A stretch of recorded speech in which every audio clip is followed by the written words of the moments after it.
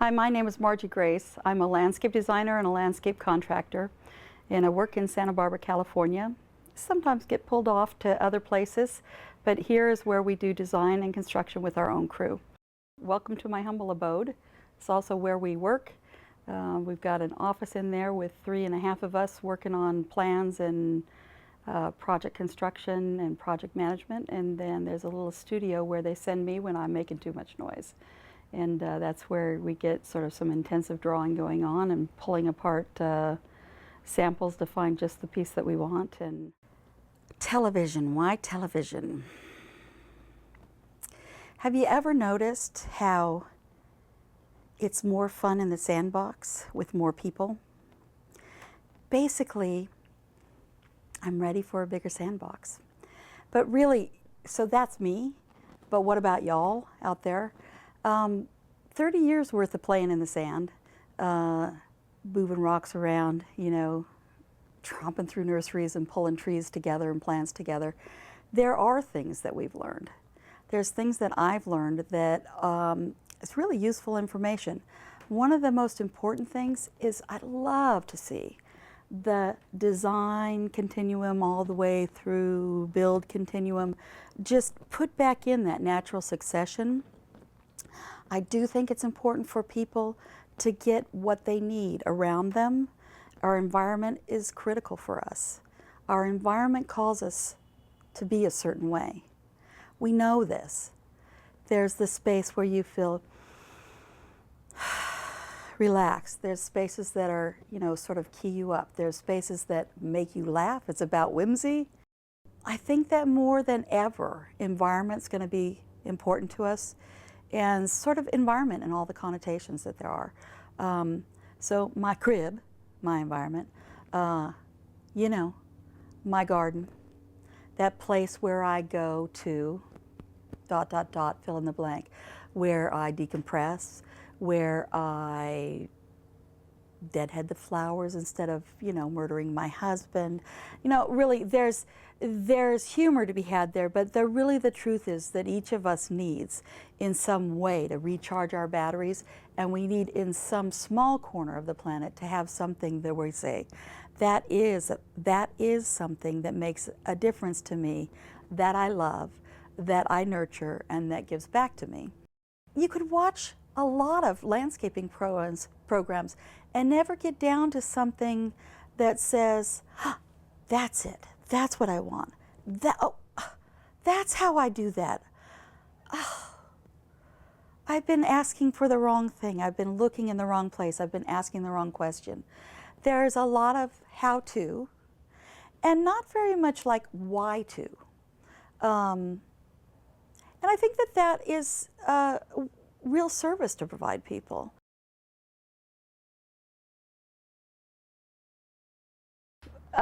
Well, we have a little saying at Grace Design Associates, if it ain't fun, we don't do it, number one.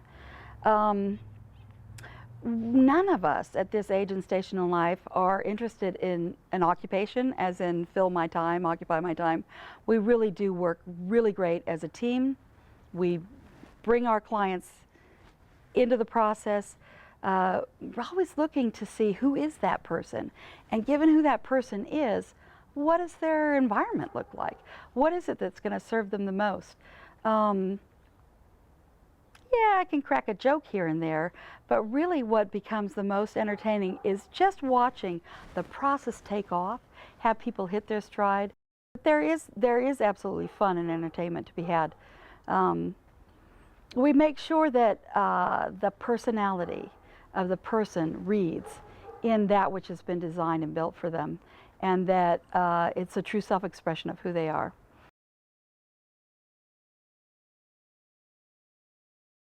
Well, this back part is still one of my favorite little paths. I mean, we have so many secret paths here.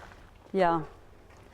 That, you know, a lot of times in an urban lot, you never get the chance to discover something. I know, because it's all right out front preset. In that little rectangular square that is available just for you, and don't go over the line, you know. And this area is so great for.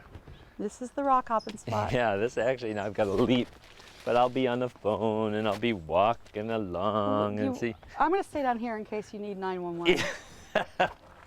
They call it in art time-based performance. And so when you talk to me about how that in a garden you have to have it be now and then, Yeah. and you have to think the whole Yeah. thing through. It was Yeah. like, it was a revelation. It is different. I mean, if you're working on canvas, you've got 2 dimensions. You're working in a structure, you've got 3. And then you throw in the 4th is how it changes through time. Right, right. Say things like, well, I kind of see this, I think you made it up, intimacy gradient. Like there's this transition from the public space and moving from outside world to haven. And not like throw up the Great Wall of China and nobody look in here, but like this is clearly, you know, you're approaching something that is private and personal, and you begin to say who you are right at the street, and then continue like that. And still an invitation, though. Yeah, I mean, like without being a stay the hell right, out. Yeah. right, like the standard hedge mentality. Yeah, like yeah. you know, we've got 15-foot hedges here, Yeah. and I'm no. glad I talked you out of the punji sticks, man.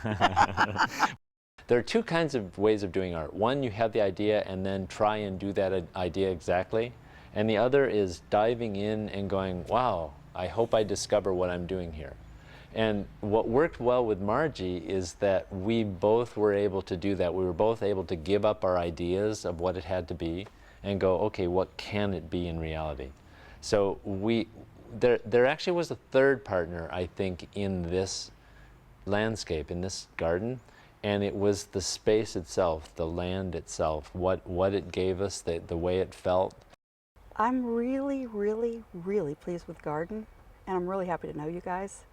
This garden grew out of who you guys were, and being able to share yourselves like openly enough so I could get it. Mm-hmm. I realize that it's kind of an intimate process. I try not to walk with hobnail boots in there. You know, when you do, you know, when people do let me in. But that the back and forth between you and I, particularly, just inside of the same language, has really led to something so much more than it could ever be by sitting at a drawing table and, you know, sketching things out just so, and using straight edges.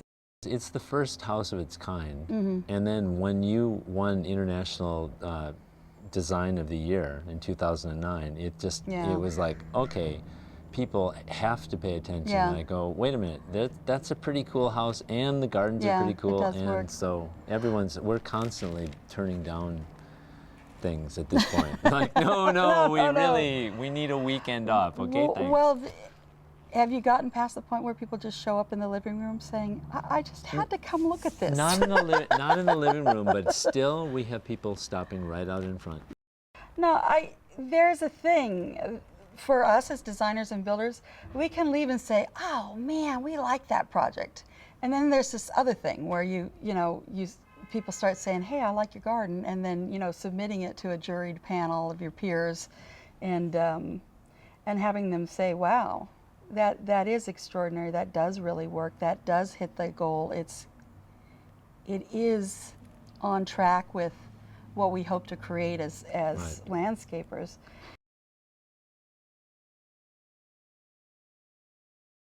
We have an installation crew here today at Victoria Garden Muse. This is a much watched project in downtown Santa Barbara. It is an infill project, and it's intended to be a seed project for all over the country. We've got 4 different homeowners have come together and decided they're going to downsize, they're going to lighten their footprint on the planet, and when they retire, they'd like to just stay right where they are. So these projects have been designed working with the Historic Landmark Committee of Santa Barbara.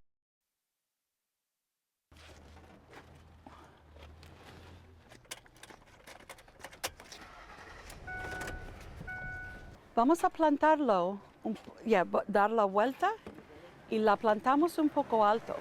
We buy sort of smaller plants and local if we're trying to lighten our footprint environmentally, which we are. So we'll do a little structural pruning as well, get things headed in the direction we want them to go in. And we'll take another look at it after winter and see how the branching structure is coming along. once it's established, it's really drought tolerant. It gives us, it's deciduous, and we're looking for that because we want the winter warmth and the summer shade for this sunroom that we have here.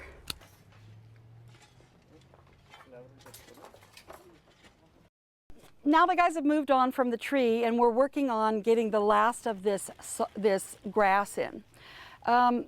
Now typically, you know, if we're doing a green project and we're looking for sustainability, in Southern California we're looking for low water use because our rainfall around here on average is 17 inches a year. This is a plug of UC Verde buffalo grass. It is a warm season grass.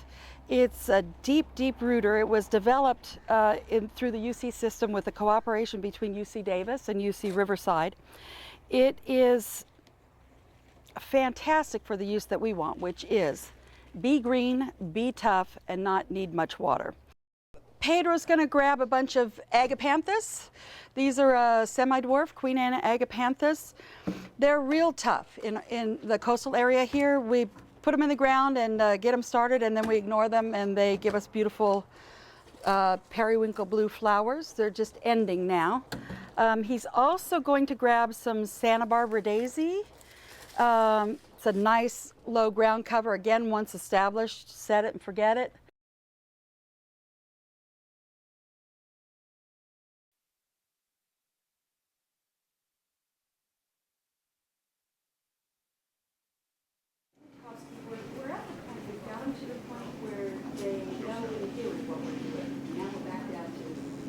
And underneath there is this wall coming like this. And then are right? we going to space it and mortar between it? Yeah, and so these, and there'll be a true radius, you know, coming back here. We do some designing in back, and we do some gardening all around. My personal garden is a bit of, well, let's see. I want to be able to eat from here. I want to be able to relax here. I want to be able to see the birds and the bees here. I do a little experimenting. Sometimes you want to try it here before you let it loose on a client. See, I've got a little bit of a, hey Pete, I saw ya. We've got, I don't know, one of the things that happens to gardeners is you kind of run out of room before you run out of ideas. So the latest for me is, can we get it in a little denser? And if I'm giving it water, could it maybe, like, you know, pay me back for the water and maybe feed the family?